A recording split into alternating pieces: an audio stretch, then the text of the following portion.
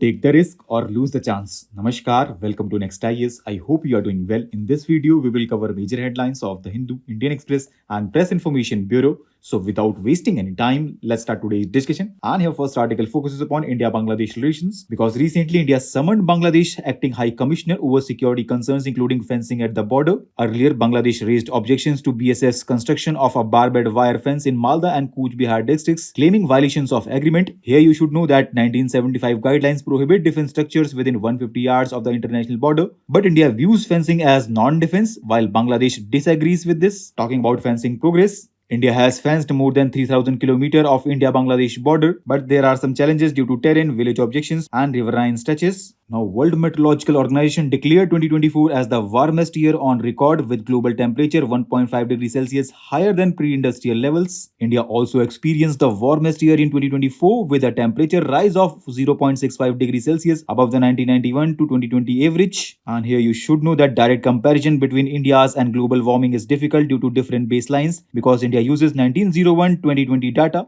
and global data uses 1850, and here according to recent data global land temperatures have increased by more than 1.6 degrees Celsius since pre-industrial times, while oceans have warmed about 0.9 degrees Celsius. India's 1 degree Celsius rise is lower due to its tropical location where warming is less pronounced compared to polar regions. Now let's know the factor affecting India's warming. So friends, India's tropical location and atmospheric heat transfer contribute to lower warming compared to higher altitudes and polar regions. Aerosols in India have a cooling effect by scattering sunlight, reducing the temperature rise. And in this context, India needs improved climate observation and impact assessment capabilities. Expanding weather observation networks and strengthening analysis tools are essential for better climate response. Next article focuses upon National Turmeric Board, which was recently inaugurated by Union Minister of Commerce and Industry in New Delhi. Its headquarters is set up in Nizamabad and it will involve representatives from various ministries including Ayush and Agriculture as well as stakeholders from key turmeric growing states like Maharashtra, Telangana and Meghalaya. And here you should know that India is the largest producer, consumer and exporter of turmeric in the world. India has more than 62% of share of world trade. Next article talks about PM-Surya Ghar Muft Bijli Yojana because recently Union Ministry of New and Renewable Energy issued operational guidelines for implementation of various components under the PM-Surya Ghar Muft Bijli Yojana. Talking about this scheme, it is a central sector scheme which is aimed at providing free electricity to 1 crore households in India by installing rooftop solar units, and eligible households will receive 300 units of free electricity each month. Now, Prime Minister of India launched Mission Mausam during the 150th Foundation Day celebrations of India Meteorological Department in New Delhi. This mission aims to make India a weather-ready and climate-smart nation. It will focus on advanced weather surveillance, including next-generation radars, satellites, and high-performance computers to improve weather management and air quality monitoring. Now, let's know about India Meteorological Department. So, friends, it was established in 1875 in response to catastrophic events that highlighted the need for centralized meteorological services. Notably, a devastating tropical cyclone hit Calcutta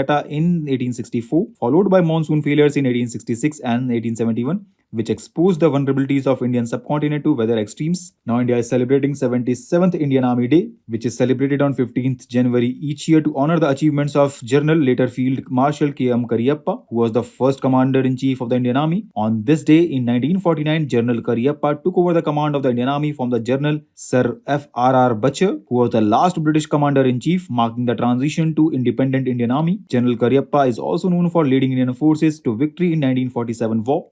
Now in Telangana, Kanuma is being celebrated on the third day of Sankranti festival, focusing on the worship of cattle and agricultural tools. During the festival, rural craftsmen and artisans are honored and cattle processions and competitions are held. Next and last headline talks about autism spectrum disorder, which is a neurological condition that affects behavior, communication and learning in varied ways. It is diagnosed through observation and interviews. Its symptoms can range from non-verbal to highly skilled in conversation. Here you should know that World Health Organization estimates the global prevalence of autism in children at 1%, which is up from 0.62% in 2012. There is no cure for autism, but early intervention, including therapies and tailored support, can improve cognitive, social, and communication skills. So with this, let's conclude today's discussion. Thanks for listening, and for regular updates, you can follow us on various social media platforms.